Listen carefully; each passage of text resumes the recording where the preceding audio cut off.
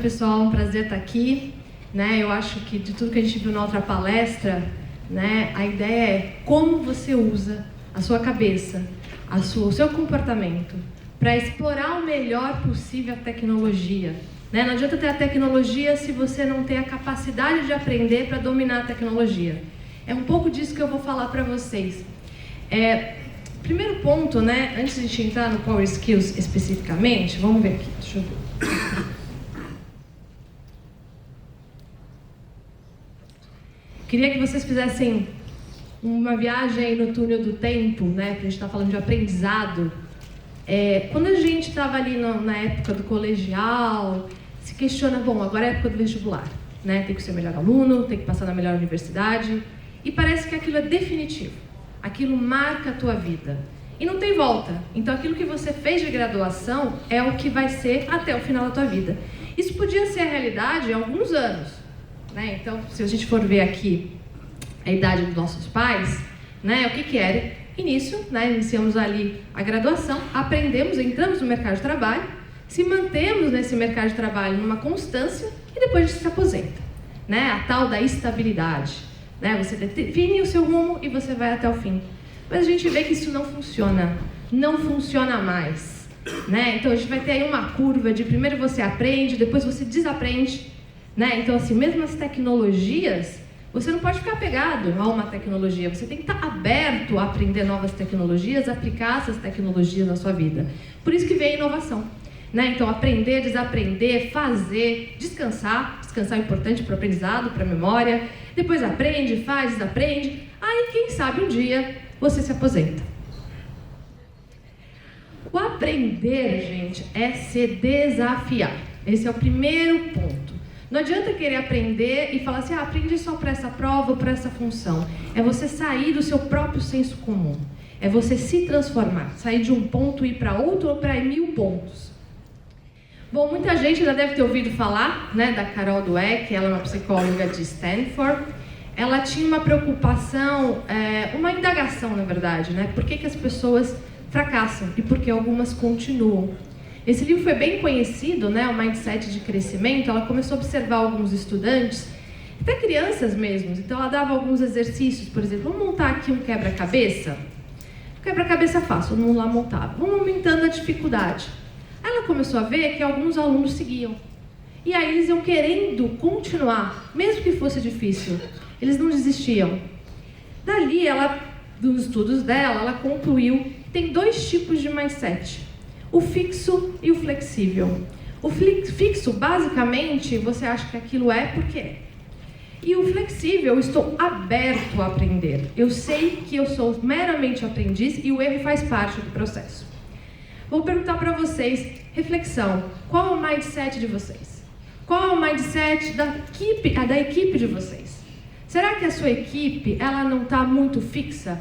Será que a sua equipe não tem respostas prontas para tudo? Ou elas têm a ideia de que elas já sabem pela experiência, ou porque ontem deu certo, hoje vai dar certo novamente? Então, para facilitar aí o seu questionamento interno e até da sua própria equipe, eu trouxe aqui alguns checklists. Né? Então, flexível, eu posso aprender qualquer coisa se eu quiser. Aí o fixo, ou eu sou bom em uma coisa ou não. Quando eu fico frustrado, eu persevero. Quando eu fico frustrado, eu desisto. Eu quero me desafiar. Não gosto muito de ser desafiado. Quando eu erro, eu aprendo. Quando eu erro, é sinal que eu não sou bom nisso. Me diga como e eu me dedicarei para fazer. Me diga que eu sou inteligente. Ou seja, esse do fixo, você depende da validação do outro. Né? O flexível não depende da validação do outro. Eu vou atrás. Porque eu sei que hoje depende do meu amanhã, né? Então eu preciso construir hoje. Se você conseguir, eu também consigo. Se você conseguir, eu me sinto ameaçado.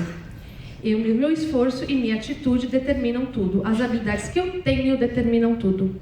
Então não tem mais aquela ideia de que, nasci inteligente, eu vou ser sempre inteligente. Não. Eu preciso sempre ir além. Tá? Eu brinco que a gente tem que ser melhor que o Google. A gente tem que usar o Google. Não ser submisso ao Google, não ser submisso às ferramentas que estão aí, porque as ferramentas são meios. Quem determina o que deve ser feito ou não é a gente. Então, quando a gente gente pensa na tecnologia, a gente sabe que o mundo está na palma da nossa mão. Olha quantos bilhões de usuários de dispositivos móveis perante a população mundial. Todo mundo praticamente tem um dispositivo móvel. Né? E quando a gente fala de informação, o que significa? Acesso ao conhecimento. Né? O nosso celular, ele passa a ser uma extensão até da nossa memória, dos nossos amigos, do nosso dia a dia. Né? O que a gente precisa é só um passo e um clique. E aí, quando a gente fala de aprendizado, quantas pessoas consultam, né, a internet para aprender, para saber mais, seja um vídeo, seja um curso online? Né? Isso já faz parte do nosso dia a dia. A questão da transformação digital, né, que teve esse impacto aí nesses últimos 2 anos, o Satya da Microsoft, ele fala, em 2 anos a gente correu assim, 2 meses, né, aquele primeiro lockdown. Então o aprendizado é a base, porque se eu não aprendo, eu me mantenho naquele estático, eu fico apegado àquelas crenças antigas, e aí não adianta, né, o mundo muda e eu fico parado. Velocidade e movimento do mercado. Então, o que significa isso, né? A gente olhando todo esse contexto de mudanças, lockdown e transformação digital, necessidade de atualização.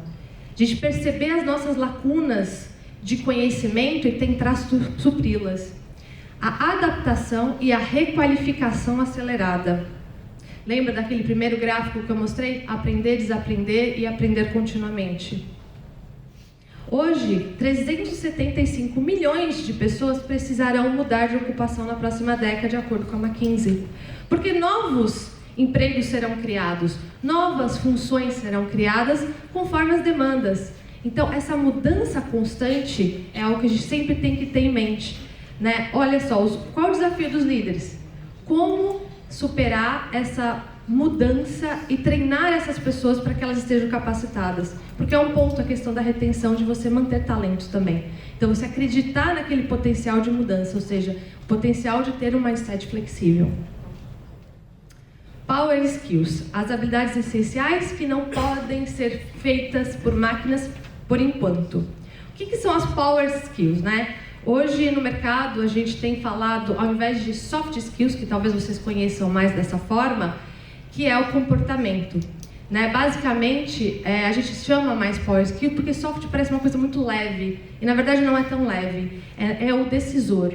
Né? Não basta você só saber algo ou um conhecimento prático, eu preciso lidar com aquela situação. Emocionalmente, o meu comportamento tem que estar relacionado com aquilo para poder superar as situações. A gente usa muito, isso é um bom referencial para todo mundo, o Fórum Mundial, ele sempre traz aí as competências necessárias, né? Então aqui é para 2025, e algumas dessas eu vou destacar para vocês que são, né, as nossas Power Skills. Então a resiliência, a inteligência emocional, a persuasão, a negociação, isso tudo também está muito ligado a vendas, né? Tem um filme, Arremessando Alto, não sei quem assistiu, do Netflix, mas se vocês lembrarem um pouquinho, resumidamente, é um rapaz que é de Madrid, jogava basquete nas ruas, foi descoberto, trazido para o NBA, só que ele tinha uma questão de inteligência emocional muito séria, ele sabia muito bem jogar basquete, mas ele se tornava muito desequilibrado emocionalmente em alguns momentos de situação de pressão. E ali é o pulo do gato. Não bastava ele saber basquete, ele tinha que saber lidar com as emoções para ele se superar e conseguir ganhar cada vez mais. Bom, eu queria perguntar agora para vocês, né, sobre Power Skills para força de vendas. Então a gente vai fazer aí uma enquete no aplicativo. Eu gostaria que vocês abrissem o aplicativo. A gente tem aí vamos ver se vai aparecer. Eu queria que vocês escolhessem uma, eu sei que é difícil, mas vamos fazer um esforço. Uma Power Skill do que vocês imaginam para força de vendas. O que vocês imaginam que é essencial dessas 5? Dá uns segundinhos, 20 segundos aí pra gente votar.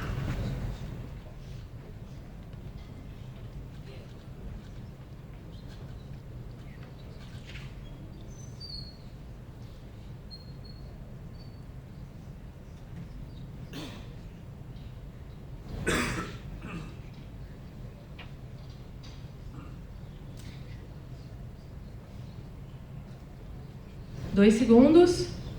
Deixar a votação.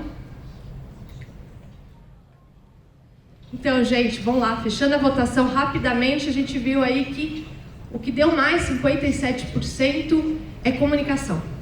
Né? Então, a importância de você comunicar, de você saber falar, né, com o seu interlocutor. Então, muitas vezes, o propagandista está ali na frente do médico, tem pouco tempo para falar com o médico. Como que eu me comunico de uma maneira persuasiva? Como que eu uso aquele tempo, que é muito escasso para aquele médico, para eu poder falar do meu produto? Então, ou seja, não é só a parte técnica que importa, é como eu falo, como que eu cativo e eu tenho a atenção daquele meu interlocutor. Pode voltar para o slide, por favor.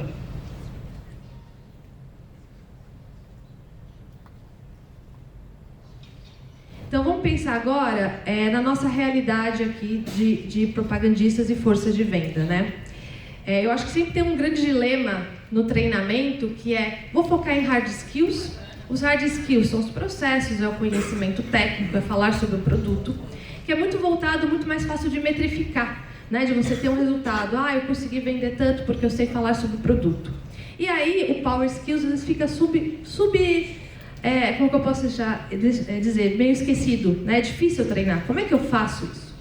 Eu quero trazer para vocês uma proposta de como que a gente pode trabalhar isso, pensando hard skills mais power skills. Não tem uma antagonia entre os dois, mas a gente entende que é importante, por exemplo, como vocês viram, para falar de um produto, eu preciso saber me comunicar. Então, de certa forma, o meu comportamento está muito conectado com o meu conhecimento técnico. Então, uma das formas que a gente indica, né, a Pearson fez um relatório agora falando que as pessoas aprendem muito com workshop, uma aprendizagem digital, que é autoinstrucional, que são os nossos cursos online. A gente também tem o coach especializado, ou seja, o líder estar acompanhando também é importante para que a gente possa desenvolver power skills. Eu proponho para vocês terem momentos síncronos e assíncronos de aprendizado. Aqui é uma forma de estruturar um projeto de educação, como eu falei, tem outras, né? Então a gente pensar aí numa aprendizagem híbrida, né? Que a gente usa muito a sala de aula invertida. Então tem um primeiro momento que é o assíncrono de preparação. Você cria ali o contexto, você fala de um conceito, você pode trazer um vídeo.